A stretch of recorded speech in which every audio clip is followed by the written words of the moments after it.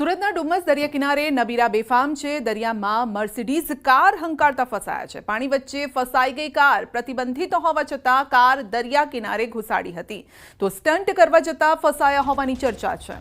Car દરિયા કિનારા સુધી કેવી રીતે પહોંચી તેને લઈને પણ સવાલ ઊભા થઈ રહ્યા છે। તો પ્રતિબંધિત હોવા છતાં કાર દરિયા કિનારે લઈ જવામાં આવીને પછી શું હાલ થયા આપ જોઈ શકો છો। રેતીમાં ફસાઈ ગઈ હતી, હવે આને બહાર કેવી રીતે કાઢવી તો સ્ટન્ટ ભારે પડ્યા છે। વધુ અપડેટ મેળવીશું સંવાદદાતા કીર્તેશ પાસેથી। જી કીર્તેશ, પહેલો સવાલ એ થાય છે કે અહીંયા સુધી આ કાર પહોંચી કેવી રીતે અને નબીરાઓ સ્ટન્ટ કરવા આવ્યા હતા? બિલકુલ, સુરતના નબીરાઓ સ્ટન્ટ કરી સોશિયલ મીડિયામાં વિડીયો મૂકીને લોકોની લાઇક અને કોમેન્ટ મેળવતા હોય છે, પણ ડુમસમાં આ પ્રકારની ઘટનાઓ બનતા છેલ્લા 2 વર્ષથી જ આ બેરિકેડિંગ કરવામાં આવ્યું છે। કોઈ પણ વ્યક્તિનું 2 વ્હીલર બી દરિયા કિનારે ન જાય તે પ્રકારની વ્યવસ્થા છે। તે વચ્ચે આ ગાડી દરિયા કિનારે પહોંચી તેને લઈને પોલીસ પેટ્રોલિંગ પર મોટા સવાલો ઉભા થયા છે। ખાસ કરીને ભૂતકાળમાં આ પ્રકારે દર અઠવાડિયે ગાડી ફસાતા પોલીસ દ્વારા બેરિકેડિંગ કરી ચાંપતો બંદોબસ્ત મૂકવામાં આવતો હોય છે। ત્યારે આ નબીરાઓની ગાડી ફસાઈ હતી, જો કે પાણીનો વહેણ વધતા જ આ નબીરાઓ ગાડી મૂકીને ભાગી છૂટ્યા હતા અને ટ્રેક્ટરની મદદથી આખરે આ ગાડીને કાઢવામાં આવી છે। જો કે આ મામલે પોલીસે નબીરાઓ વિરુદ્ધ ગુનો દાખલ કરી તેમની ધરપકડના ચક્રો ગતિમાન કર્યા છે। સંજય જી, આપનો આભાર।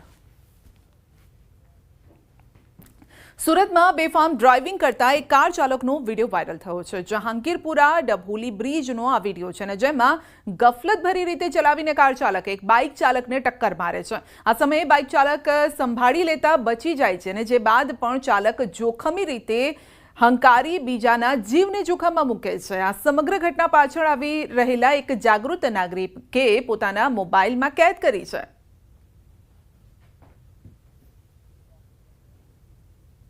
વડોદરામાં વિદેશી વિદ્યાર્થીઓ વચ્ચે મારામારી, ખાનગી યુનિવર્સિટીનો વિડીયો વાયરલ થયો છે। લાકડી અને છુટ્ટા હાથની મારામારીની ઘટનામાં એક વિદ્યાર્થીને પહોંચી છે ઈજા। ગઈકાલ સાંજે મારામારી થઈ હોવાની ચર્ચા છે।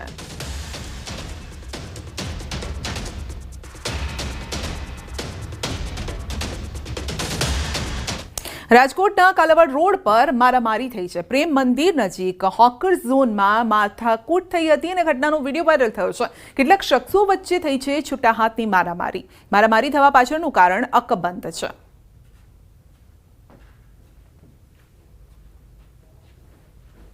રાજકોટના ટાગોર રોડ પર છૂટા હાથની મારામારી, વાહન અથડાવવાની બાબતમાં મારામારી થઈ છે। મારામારીની ઘટના કેમેરામાં કેદ થઈ છે। તો હાથમાં લાકડી દંડા લઈ અને શખ્સો એકબીજાની સામે આવી ગયા હતા। તો છૂટા હાથની મારામારી પર ઉતરી આવ્યા હતા। લોકો છોડાવવાનો પ્રયત્ન કરે છે પરંતુ તેઓ માનવા તૈયાર નથી। જૂનાગઢના દિનેશ ખટારિયાના જવાહર ચાવડા પર આડકતરા પ્રહાર છે। ક્યારેક કોંગ્રેસ તો ક્યારેક ભાજપના વખાણ કરે છે, ક્યારેક સાવરણાના વખાણ કરે છે। ખટારિયાનું કહેવું છે શંકરસિંહ બાપુની પાર્ટીમાં પણ જવાની છૂટ છે। નામ લીધા વગર જવાહર ચાવડા પર પ્રહાર કર્યા છે। પહેલા તમે તો સ્થિર થઈ જાઓ।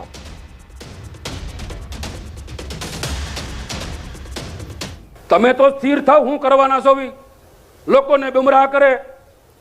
એક દિવસ કોંગ્રેસની વાહવાહી થાય, એક દિવસ ભાજપની થાય, એક દિવસ સાવરણાની થાય અને હવે નવો શંકરસિંહ બાપુનો પક્ષ આવશે એમાંય જવું હોય તો ભલે જાય।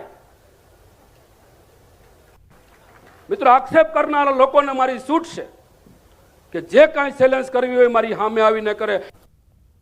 કોંગ્રેસના નવા પ્રદેશ પ્રમુખ અમિત ચાવડા આવતીકાલે પદ ગ્રહણ કરશે। પ્રદેશ પ્રમુખ તરીકે અમિત ચાવડાની નિમણૂક કરાઈ છે। તો બપોરે 3 કલાકે કોંગ્રેસ કાર્યાલયમાં પદ ગ્રહણ સમારોહ। અમિત ચાવડાને બીજી વાર કોંગ્રેસ પ્રમુખ તરીકે ચાર્જ તેઓ સંભાળવાના છે। પંચમહાલની કાલોલ તાલુકા કોર્ટની અદ્યતન બિલ્ડિંગનું લોકાર્પણ કરાયું છે। રાજ્યના કાયદા મંત્રી ઋષિકેશ પટેલ અને હાઈકોર્ટના જસ્ટિસ જેસી દોશીના હસ્તે કરવામાં આવ્યું છે અને રૂપિયા 8.30 કરોડના ખર્ચે તૈયાર કરાયું છે આ અદ્યતન કોર્ટનું બિલ્ડિંગ। આ પ્રસંગે કાયદા મંત્રી ઋષિકેશ પટેલે સંબોધન કર્યું હતું અને તેમણે કહ્યું છે કે હાલ ફિંગરપ્રિન્ટ્સમાં ટિપ્સમાં ચુકાદા મળી જાય છે। મેટર આવી જાય એ માટે થોથા ક્યાં ફેંદવા ના પડે એ પ્રકારની વ્યવસ્થા ઊભી કરવાની દિશામાં હાઈકોર્ટ વિચારણા કરી રહી છે। આ પ્રસંગે હાઈકોર્ટના જસ્ટિસ જેસી દોશીએ પણ સંબોધન આપ્યું। અસીલો માટે આશીર્વાદ, વકીલો માટે આશીર્વાદ।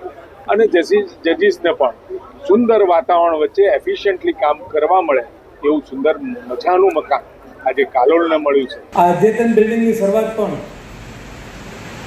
મારાથી જોડાયેલી છે. શરૂ પણ હું હતો ત્યારે, ડિસ્ટ્રિક્ટ જજ હતો ત્યારે થયેલી, અને કદાચ આ ધરતીનું કોઈ ઋણાનુબંધન છે કે જે મને વારંવાર અહીંયા બોલાવી, અને આજ ઉદ્ઘાટન પ્રસંગે પણ હું અહીંયા ઉપસ્થિત છું. તો કપડવંજ શહેરમાં વિરામ બાદ વરસાદી માહોલ છવાયો છે. 2 કલાકમાં 4 ઇંચ વરસાદ વરસ્યો છે અને 2 કલાક ધોધમાર વરસાદ પડ્યો છે. વરસાદ થતાં ખેડૂતોમાં ખુશીની લહેર પણ જોવા મળી રહી છે.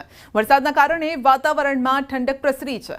વાતાવરણમાં ઠંડક ફેલાતા ગરમી અને બફારાના કારણે ત્રસ્ત લોકોને રાહત પણ મળી.